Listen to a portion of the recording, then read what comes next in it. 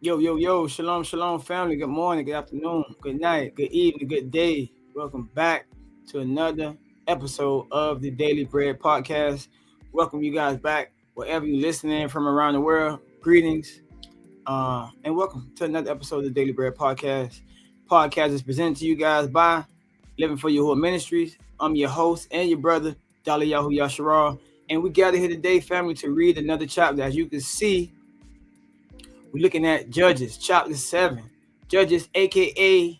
Shaphatym, chapter 7, right? So also incorporating the Hebrew names of these books. That's the thing. We're trying to get y'all back on the Hebrew tongue and make sure that's understood, the true names of the books, so we could get some of the culture as well, right?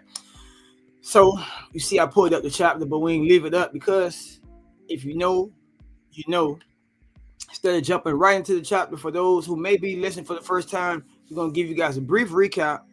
Then we're going to go into prayer briefly, and then we can get into our word for the day and any commentary we have or discussion about the chapter we're going to have after we finish reading. So that's the Daily Bread Podcast format, and that's what we're going to do. So with that said, let me give you guys a brief recap. Stick with me 60 seconds for those who may be new. We're still relatively in the beginning of the book. We're reading from the beginning of the book to the end of the book. All right, family? It makes sense. Cool. A lot of people be reading the scriptures backwards, and that's not okay. The Torah is the most important part of the book. That's the foundation, the covenant that Yahuwah made with the children of Yasharal. Yasharal is Abraham, Isaac, and Jacob. Jacob became Israel. Israel is said Yasharal in the Abadite tongue. That's all you need to know. We read the covenant. Again, the story about Abraham and his three sons, Isaac, Jacob, Yasharal, that's in Genesis. The story of them going down into Egypt and coming out of Egypt, that's in Exodus. The story of him taking the brothers of Moses and the family of Moses to make them the priests and get them all of the officiating rules that they would need to officiate everything, that's in Leviticus. The story about 40 years in the wilderness, that's in the book of Numbers, right? And all the trials and all the hard-headed elders that died, that's in the book of Witness. And then we have the concise summary in the book of Deuteronomy, where Moses summed it up perfectly for the new generation on the 40th year in the wilderness. That's the Torah, family. Familiarize yourself with that. Don't hold it in your arms. Hold it tight. Don't never let nobody try to take it from you. Don't never let nobody tell you it don't matter. If you want to get through the case, you need the Torah, right? The works, the covenant, and you need faith, belief, trust in the Mashiach, right? The leader, the king of Yasharal. It's a very simple combination, right? Not too hard. So I hope that makes sense. Speaking of that, after those first 5 books, we went to the 6th book, which was ironically called, right? But not ironically, it's just no coincidence. It's called the book of Yahusha, right? Commonly called Joshua. It's a great book. He led them into the promised land, right? Just like we saying, Yahusha is going to lead you into the kingdom, right? It's not by coincidence. I hope you're picking up what we're putting down, because already 3 minutes in, you got value out of daily bread. You hear me? So Yahusha, the book of Yahusha was great because quote unquote Joshua had no losses, right? Great military conquest of the promised land. And we serve Yahuwah all the days of Yahusha. But that brings us to where we are today. The book of Judges, Shaphatym, or Shaphat is the judge. Team is how you pluralize the word, Shaphatym. And we was off and on, hot and cold, right? Sometimes we serve Yahuwah, sometimes we not. And that's not good. So with all that said, it's time to go into prayer, right? You know, we got to praise Yahuwah for just waking us up this morning and bringing us to this point. But also, it tells us in the scriptures to actually pray for forgiveness for the sins of our ancestors, of our forefathers. And that's kind of important, given everything we're talking about and we're reading about, especially in the book of Judges, because they tried Yahuwah. They tried him. Ain't no way to put it. You know, they tried him. And he did what he did. You know what I'm saying? This the book of thugs. You feel me? A lot of real shit happening. Real niggas now. If you real, you gonna understand what happened. They tried Yahuwah. All right, slavery you go. And it just show you when we us modern day contemporary Israelites, we identify with the 400-year slavery. People like, how could you know that's you? How could you be so sure that's just your family? How do you know you a Hebrew? Bruh, just reading the book of Judges, they got about 400 years of slavery in this one book. Just slavery freedom. Slavery, freedom. Captivity, freedom. And that alone, one book, give you the context of this people.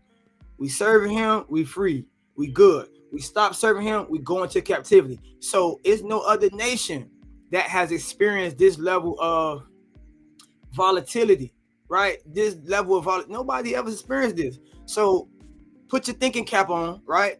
And just ride with me. Not including, we talked about Egypt. That was to make a statement. That was to just smack Pharaoh just so he could make the covenant. But we didn't even talk about that one. We just talking about Judges. And then we ain't talking about Babylon and then the Assyrian captivity. So many captivities up until the, what you want to call it, transatlantic or the American captivity. It's the American captivity. I'm free, y'all. I'm free. I was in the American captivity, man. Praise Yahuwah. So we got a lot to be thankful for, right? To say the least.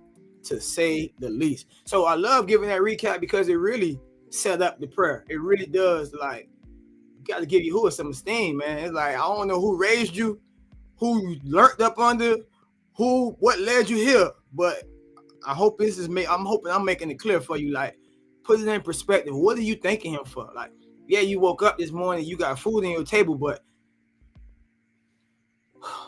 it's a lot that led up to that, man. It's a whole lot that led up to that. Anyway, with that said, let's give Yahuwah some esteem. We're gonna rise up and pray, So again, we're gonna face the direction of Jerusalem. Stand up, lift up your hands, open your palms. Let's get it. Baruch atah Yahuwah Eloheinu Hamalak Ulam. Our Father who is in the heavens, permit your name to be set apart. Yahuwah, permit your reign to come. Permit your desire to be done on earth as it is in Shamim, heaven. Come before you this day, praying and asking that you give us this day our daily bread. We ask that you forgive us for our sins and our transgressions against your Torah and your commands. Also, we ask for the forgiveness for the sins of our current family and our forefathers for their transgressions against your commands, your Torah. So we ask for you, forgive us as we forgive our debtors, and we forgive those who trespass against us. And also as we forgive each other, we ask for your forgiveness, Yahuwah. We ask that you please allow us not to be led into trial, but rather that you save us and deliver us from the wicked one. For yours is the reign, the power, the esteem, or the glory, now and forever. So these things and more we pray in the name of our Mashiach and sovereign Yahushua. Allah Yahuwah, Tudah Yahuwah, Yabarakak Yahuwah, Aman. Aman. Yes, sir. So today, let's get it. We back like that. The book of Shaphatym, aka Judges, man. We finally made some adjustments, man. I was wondering all this time. I'm like, why is the word so thin? I done spread it out so we could get more words on the page. Y'all can see where we're going. Hopefully, make it easier to follow along. Every day, we're getting a little bit better, man. If y'all like that, let me know. Give me a drop of comment. Let me know if you can see the words better. Also, can make the words a little bit bigger. So, a little bit by little bit. Talk to me. All right. Chapter 7, verse 1. It reads, Then Yaraba'al, that is Gideon or Gada'un, and all the people that were with him rose early and encamped beside the spring of Harod. And the camp of Midian was north of them by the hill of Moreh in the valley. Again, you know where the hill of Moreh is. It's a geographical place literally in the promised land, right? Toward the northern part of the promised land. Yahuwah said to Gideon, the people with you are too many for me to give the Midianites into their hand, lest Yasharal boast over me, saying, my own hand has saved me. That's crazy. So as you can see, it give you a subtitle. It say Gideon's 300 men. So you've seen movies like this, reenactments, the battle of 300. Man, the plagiarism from the book is crazy. It's crazy. So you know where they get this from. Yahuwah say it's too many people. That is crazy work. Like, we got the numbers advantage, and he's saying we don't even go to war like that. We got to be that. We want the disadvantage. We want to be the underdog. Man, just picture that. Just imagine. They telling you got too many people for war. How is it such thing? Okay, verse 3. Now therefore proclaim in the ears of the people, saying, whoever is fearful and trembling, let him return home and hurry away from Mount Gilead. Then 22,000 of the people returned and 10,000 remained. Wow, so they had over 30,000 people. And I love this about the Hebrew text in our culture. Man, if you scared, go to the temple. Straight up, like we ain't force nobody to do it. If you ain't on that, don't be on that. But if you about that life, then let's ride. You feel me? Hey, it is what it is, baby. I'm gonna ride. Verse 4. And Yahuwah said to Gideon, the people are still too many. Take them down to the water, and I will test them for you there. And anyone of whom I say to you, this one will go with you, will go with you. And anyone of whom I say to you, this one will not go with you, will not go. So he brought the people down to the water, and Yahuwah said to Gideon, everyone who laps the water with his tongue as a dog laps, you will set by himself. Likewise, everyone who kneels down to drink. So I think when they say lap with his tongue, it's like, I always read this and be wondering, like, what are he talking about? Is some people kneeling down to the water, drinking straight out off the ground, and some people doing this? So whatever it was, it really don't matter. The point is, he distinguished the people by how they drink the water. Make of that what you will. I mean, if you got some insight, tell me. Please let me know what's the difference, what's the significance of lapping like a dog. Anyway, verse 6.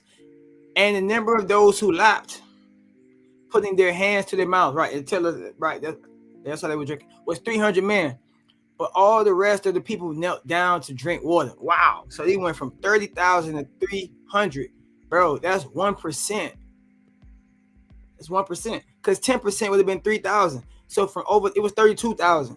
So to 300 people, that's less than 1%.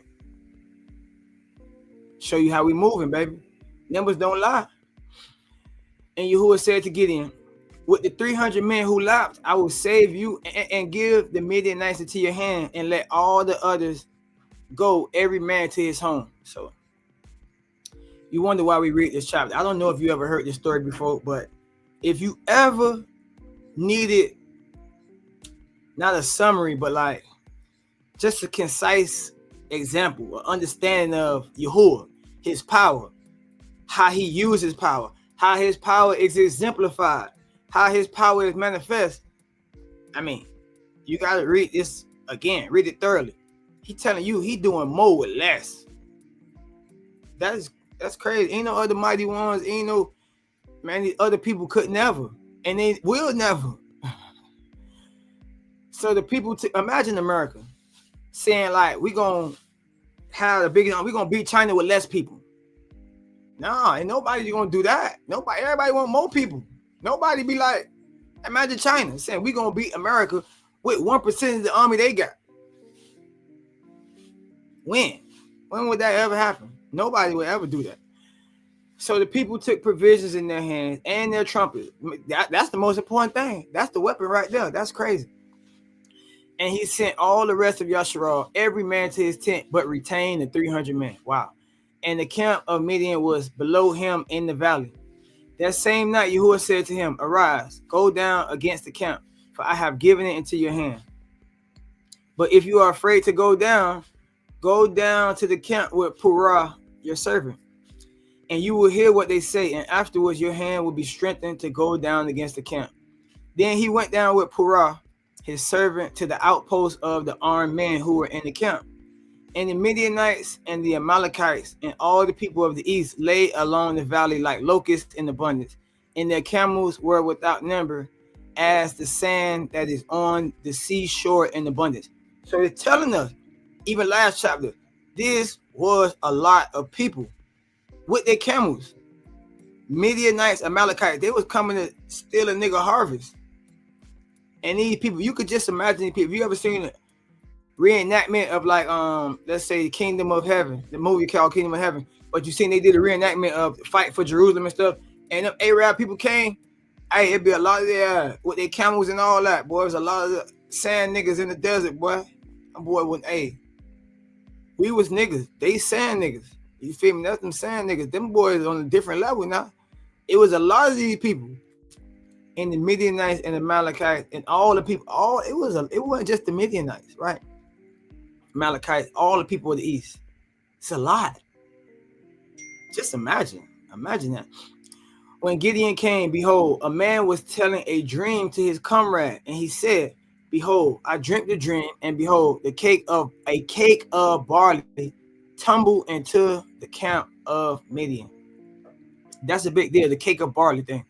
The cake of barley tumbled into the camp of Midian and came to the tent and struck it so that it fell and turned it upside down. So the tent lay flat. So interesting how these people were able to decipher dreams. Also, this cake of barley thing is very relevant to this time of year.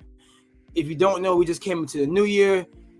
We finishing up the first month right now, but we already had 3 feast days: Pesach, unleavened bread, and first fruits offering. If you know anything about the first fruits, the wave offering in Yasharal, it was a waving of barley, right? So the barley represented the first fruit. Also, that tie into like firstborn, deliverance, all these things. Like cake of barley represent like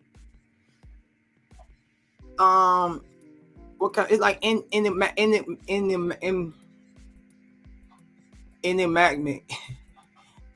It's a symbol foreshadowing, kind of like a Mashiach, just like the firstborn, first offering, first fruits. It was barley, what we waved before the priest in the first fruit offering. So this barley cake being a symbolic of Yasharal, a destroyer from Yasharal, a leader from Yasharal. It's so many parallels, right, to why we can understand like the barley bread represented Yasharal that was tearing up Midian. Well, they don't say Yasharal. So very interesting. And these people was able to decipher these things. Verse 14. And his comrade answered, this is no other than the sword of Gideon, the son of Joash, a man of Yasharal. For Elohim has given into his hand Midian and all the camp. As soon as Gideon heard the telling of the dream and its interpretation, he worshipped. So he should, and so should you. And he returned to the camp of Yasharal and said, arise, for Yahuwah has given the host of Midian into our hand. And notice he used the word host. We see that word a lot of times used with Yahuwah, and we just think Yahuwah of hosts. But that word host is literally military division. It's a host of soldiers. It's a camp. It's like soldiers. So they whole military is given into our hand. But it's the same way when Yahuwah uses it. He said Yahuwah Sabaoth, he the captain of the army. Like, it's a military term. It got connotations of war, not just a group of people, a host. But anyway, it's a military division. So their military division been given to us, all of these people, a lot for just 300 men. That's crazy. You still can't imagine. Just picture that. You can't picture it. Verse 16. And he divided 300 men into 3 companies and put trumpets into the hands of all of them and empty jars with torches inside the jars. So them boys finna do a hell of an illusion on these people. Talk about it's the stuff they say America good at more than anything when they go to war. They call it a psyop, the psychological warfare, right? These people dreaming at night, they hallucinating already, and nigga come blowing trumpets in the middle of the night, smashing jars. They're like, oh, what the? You don't know if you dreaming or you awake. Like, hey man, what is really going on? So this is crazy. Just the antiquity of all of these things, like psychological operations in war, all of this stuff. Like these people beat these people without lifting the sword. That's crazy. That's unheard of, right? We heard of it now. He divided 300 men into 3, so that's 100 each. Put trumpets into all of their hands of all the men, empty jars, torches inside the jars. And he said to them, look at me and do likewise. When I come to the outskirts of the camp, do as I do. Now that's a leader right there. Because again, you still have to be, it's a lot of people. You surely dead if they turn against you. If they wake up and be like, hey, who is this nigga? When I blow the trumpet, I and all who are with me, then blow the trumpet also on every side of all the camp, and shout for Yahuah and for Gada'un. Gada'un, that's his name, aka Gideon. So Gideon and the 100 men who were with him came to the outskirts of the camp at the beginning of the middle watch, when they had just set the watch, and they blew the trumpets and smashed the jars that were in their hands. Verse 20. Then the 3 companies blew the trumpets and broke the jars. They held in their left hands the torches, and in their right hands the trumpets to blow. And they cried out, a sword for Yahuah and for Gideon. Every man stood in his place around the camp, and all the army ran. They cried out and fled. When they blew the 300 trumpets, Yahuah set every man's sword against his comrade and against all the army. And the army fled as far as Bet Shittah toward Zerara, as far as the border of Abal Mahalah by Tabat. And the men of Yasharal were called out from Naphtali and from Asher and from Manasseh, and they pursued after Midian. Gideon sent messengers throughout all the hill country of Ephraim, saying, come down against the Midianites and capture the waters against them, as far as Bet Barah, and also the Yarden. So all the men of Ephraim were called out, and they captured the waters as far as Bet Barah and also the Yarden. And they captured the 2 princes of Midian, Oreb and Zeb. And they killed Oreb at the rock of Oreb, and Zeb they killed at the winepress of Zeb. Then they pursued Midian, and they brought the heads of Oreb and Zeb to Gideon across the Yarden. Man, if we learn anything reading these last couple chapters, baby, especially with the judges, hey, it ain't over till you get that king head, baby. Gotta do them how they supposed to get done. You heard me? And that's just so important, and it's so significant to, again, the culture, right? We talk about Yahusha, Hamashiach, Yahusha, right? Rome thought they did their big one. You feel me? Even the Pharisees, they thought they did their big one. Oh, this y'all king? Okay. Well, they say he the king, huh? Okay. We got something for him. We're going to show him who the king. Herod was trying to do his big one. Hey, man. Oh, that's the king, huh? Okay. Okay, that's y'all king. All right. We got something for him. So, that's important. That's like a blow to a nation when you take out their king. It's like, it's bigger than a blow. It's humiliating. It's deriding. It's devastation. That's the fatality right there. Oh, you killed the king. Oh, man. Everybody go their separate way. We ain't a nation no more. You kill our king. But little did they know, Yahuah had different plans for the nation of Yasharal, right? So everybody else king really didn't weep, but Yasharal, that's why we Yasharal, right? And that's why we praying in the name of our king, because you can't touch it. Straight up, like boy, like MC. Yes, sir. Laying the big hammer.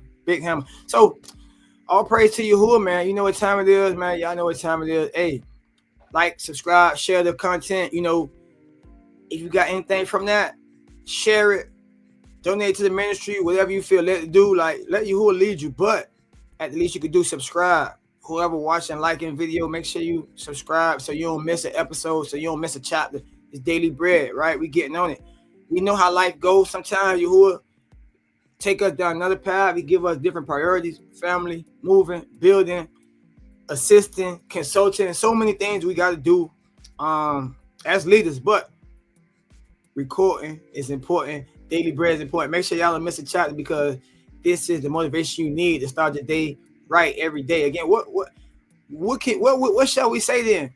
What did you get most from this chapter? Like, I really want to hear the feedback from you guys. Like, what's the message? I think for me, I'm gonna just go first and share, then y'all can tell me what y'all think, right? But for me, I think the message is definitely it's something my uncle used to tell me, like he said, everything you need already around you. You know what I'm saying? Like, we could do more with less. Like, use what you got. This man mustered up 30,000 men, right? For Yahuah to only use less than 100, less than 1%, right? And it just shows, like, you never know how Yahuah is gonna bring deliverance, how we gonna get the victory. In these days and times, a lot of people a lot of us in this walk, we read the scripture like it say we supposed to come out of captivity after 400 years, or it say the beast gonna be destroyed, or it say this, or it say that, or the trumpet gonna blow, and this bowl gonna fall on the earth, and this destruction. But yeah, it say that, and yeah, it's gonna happen. It's gonna come to pass. But the way things come to pass, one thing I learned is just that Yahuwah do things his own way, right? Coming out of Babylon, coming out of the American captivity, it wasn't how I thought it was gonna be. You know, I had this desire to do that, but the way how the path Yahuwah took me on, the first place I went, that wasn't the place I ultimately stayed, you know. And whatever the case may be, it don't work out how we always think it's gonna work out. So the fact that Yahuwah told them boy to go to war, again, just the last chapter, he told Buddy, I'm gonna deliver them people into your hand. But he ain't never think he would not have to lift up a sword. And he got both of the king's heads on the stick, and he ain't had to stab nobody. Not to say he ain't get his hands dirty, but I'm pretty sure it ain't work out how he thought it was gonna work out. And I think that's the message for me. Like, Yahuwah, you know, whatever you think, people around you, whatever you think you gonna be with your co-workers, you think they're gonna be with them forever. We all gonna cross the fence line together, or your people you grew up with, we all gonna retire together, whatever it may be. It don't always work out. Like, Yahuwah got different plans. He wants you to go different places, meet different people. The end is gonna be different than the beginning, right? But Yahuwah is the only constant, right? That's the key, and that's why this community is important. Developing a community of believers, people that put Yahuwah first, that's literally living for Yahuwah. That's the type of people you want to be connected with, because it's like that is the everlasting family. That's the everlasting group, so to speak. Everything else, it changed, right? You was with them boys. Them boys was the dogs now. 30,000, we mobbing deep, but man, half of y'all gotta go back, man. You scared? Go to the temple, baby. Go talk to the priest. He gonna pray for you. You heard me? You ain't drinking water right, baby. You sipping with a straw. You tripping. Go back. So it's like, I'm pretty sure he ain't see that happening. You feel me? So that's the key, man. You know, it's just everything. It's a message in his word. So it's important to, again, read the chapter like we doing, but take that with you. You know what I'm saying? So let me know what y'all think the message was. Again, like the video. Again, engage. Let us know what you think. Share it with somebody, whoever you think feel like a benefit from it. And please make sure you subscribe, turn on the notification bell so you don't miss another episode. So with all that said, shalom, shalom, family. See you guys in the next chapter. Peace to the Middle East, baby.